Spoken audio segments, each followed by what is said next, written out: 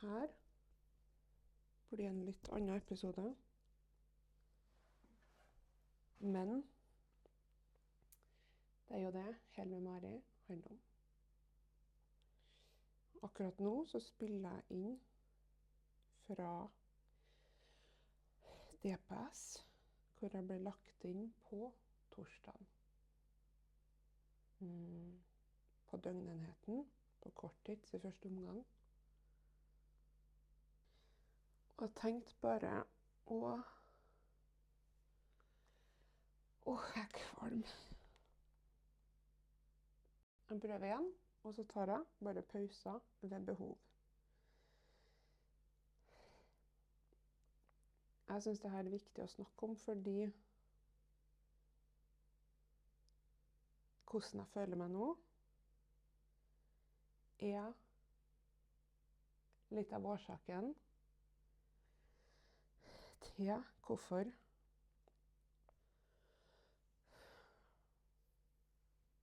det jeg skal dele er ikke pent, og det er ikke trivelig å høre på. Så da er du advart. Så har det jo vært lagt inn på DPS-en en gang før. Det var i 2011.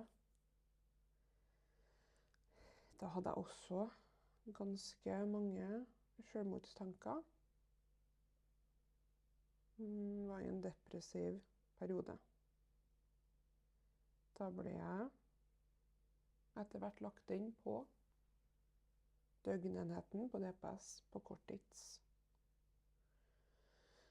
Og så gikk jeg i poliklinisk behandling et par år etterpå. Og så flyttet jeg til Australia for å studere i 2013.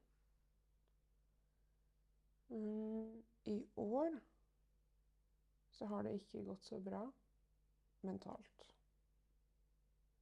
Jeg klarer ikke å sette fingeren på en enkelt hendelse. Når jeg snakket med legen her, så er det nok sikkert en kombinasjon, pluss underliggende PTSD, som har gjort at det ble, at det ikke gikk så bra. Det er jo mange som vet at jeg har vært litt lei meg i sommer. Det har vært mye grining.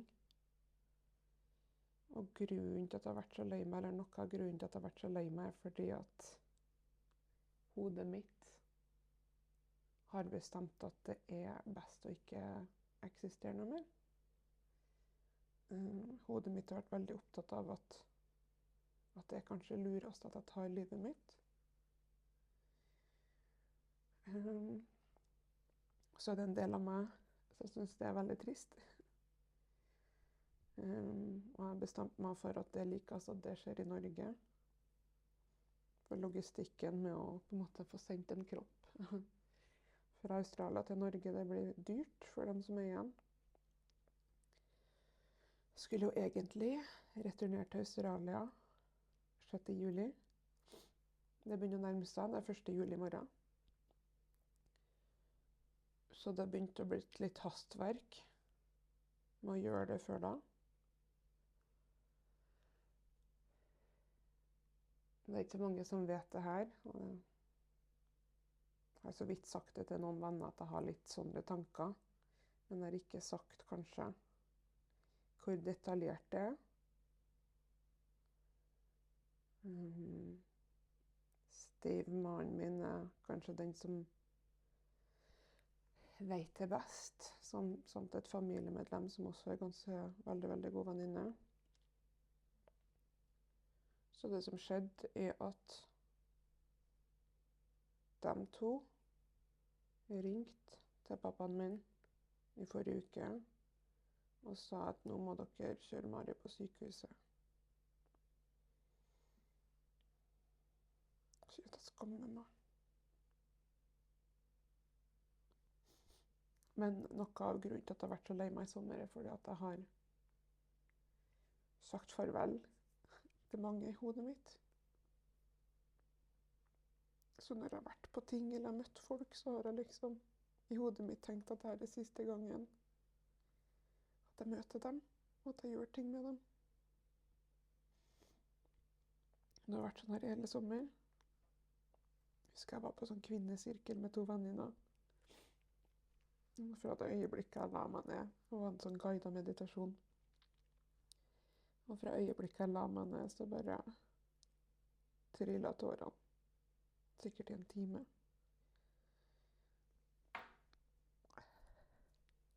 For jeg tenkte at det her var siste gangen jeg fikk oppleve det. At jeg fikk være med de 2 jentene samtidig.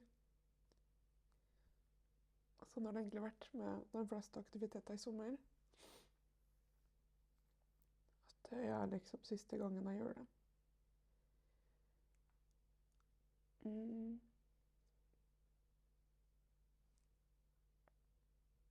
Det er veldig vanskelig når det er hodet som angriper seg selv.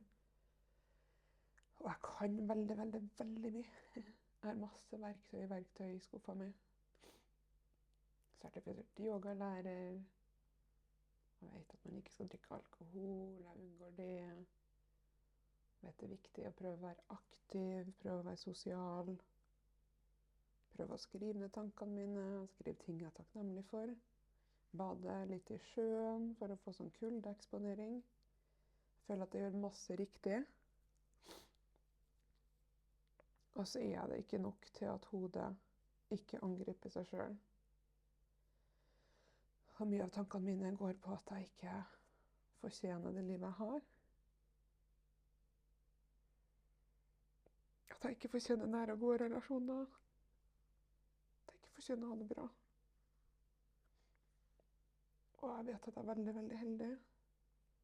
Og at jeg har folk rundt meg som bryr seg. Jeg er superheldig. Jeg klarer ikke å ta til meg det de sier. For hodet mitt er bare så lost på den tanken at jeg ikke fortjener det jeg har. Og at det er best at jeg ikke er noe mer. For da har folk rundt meg og verden vår blitt bedre.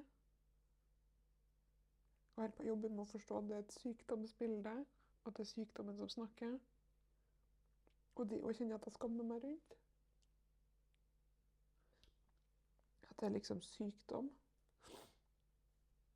Og det er litt derfor jeg deler akkurat nå, fordi den skammen jeg føler på nå,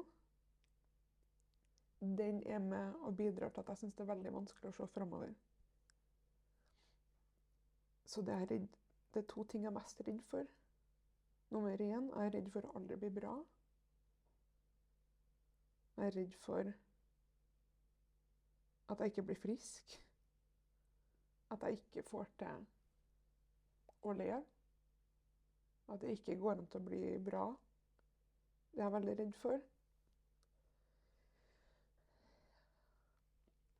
Og så er jeg også veldig redd for hvordan dette kan påvirke liksom fremtiden min.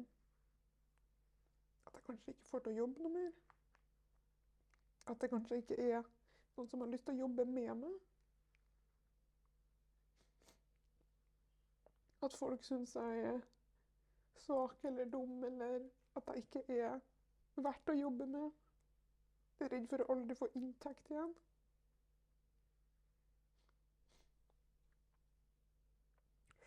Så de 2 tingene surrer rundt i hodet mitt. Og det tror ikke jeg er alene om å føle, kanskje, når man er lagt inn, eller når man er skikkelig psykisk syk. Så det er veldig vanskelig å se fremover. Og tro at det kommer til å gå seg til. Og så er det sånn, vi lever i 2024, og det er mye mer fokus på mental helse nå enn det var bare for 10-15-20 år siden. Så kjenner jeg også på en voldsom skam. Og det er derfor jeg ønsker å dele, for jeg tror ikke alene om å kjenne på denne skammen. Og kanskje hvis man kanskje hører om hvordan det er for noen, akkurat denne situasjonen her, så kan man kanskje tilegne seg litt mer kunnskap om mental helse. For mest sannsynlig så har du noen som enten du er i familie med, eller du har i vennekretsen din, eller som du har på jobb, som i løpet av livet kan få mental helseutfordringer. Og på en måte jo mer tabubelagt det her er, mye vanskeligere for oss som står midt i det. Så det var egentlig bare det jeg ville dele. Og det føles jo litt ironisk ut å ha en podcast om å hele. Jeg skulle veldig ønske at jeg kommer litt lenger enn det som jeg har akkurat nå.